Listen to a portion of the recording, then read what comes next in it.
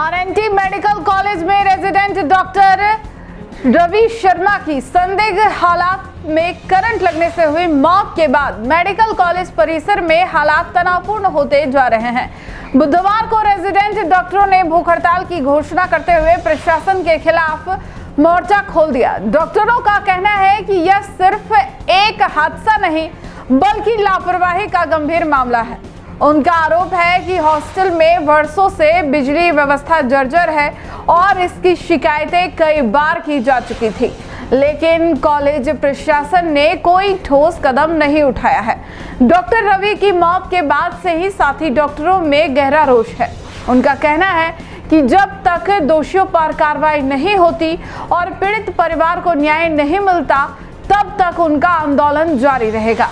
Resident doctor association ने college प्रबंधन से मांग की कि जिम्मेदार अधिकारियों के खिलाफ सख्त कार्रवाई हो, हॉस्टल की बिजली व्यवस्था तुरंत दुरुस्त की जाए और मृतक डॉक्टर के परिवार को उचित मुआवजा दिया जाए।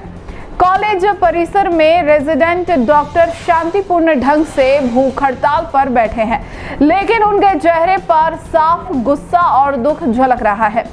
इस घटनाक्रम ने पूरे प्रदेश के चिकित्सा जगत में हलचल मचा दी है और अब यह आंदोलन सिर्फ एक डॉक्टर की मौत तक सीमित नहीं रह गया, बल्कि चिकित्सा छात्रों की सुरक्षा और सिस्टम की जवाबदेही का मुद्दा बन चुका है।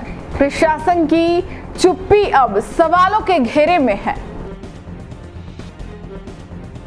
इस तरह की हड़ताल है आज क्या? जी मैं सभी मीडिया बंधुओं के द्वारा पूरे राजस्थान की जनता को तथा जो हमारे मेडिकल फील्ड के लोग हैं और जो प्रशासन है उनको ये सूचित करना चाहूँगा कि जिस तरह की आप सभी लोगों को पता है कि हमारा डॉक्टर रवि की जो प्रशासनिक लापरवाही की वजह से जो मृत्यु हुई है, उसके बाद से जो आंदोलन चल रहा था उनको न्याय दिलाने का, वो भी अनवरत जारी है।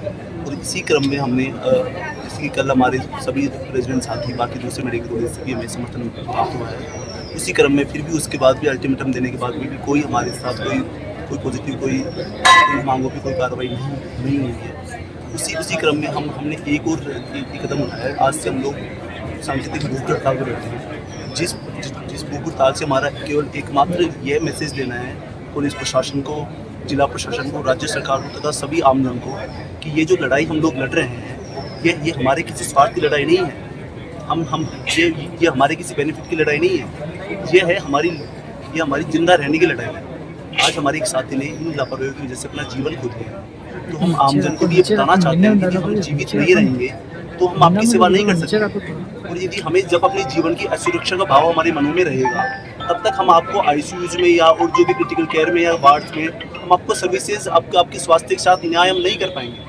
और शायद आप लोग समझेंगे हमारी बात को कि जिस व्यक्ति को जान को खतरा बना होता है वो कभी भी अपने पूरे दिलो दिमाग से आपकी सेवा में तत्पर नहीं हो सकता।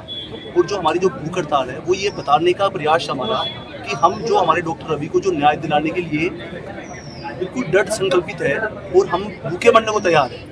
प्रशासन जब तक हमारी बात नहीं सुनता है, हम चाहे भूखे 24 घंटे भूखे रहना पड़े, हमें रात दिन भूखे रहना पड़े, फिर भी हम डॉक्टर रवि को न्याय दिलाने के लिए दृढ़ संकल्पित है।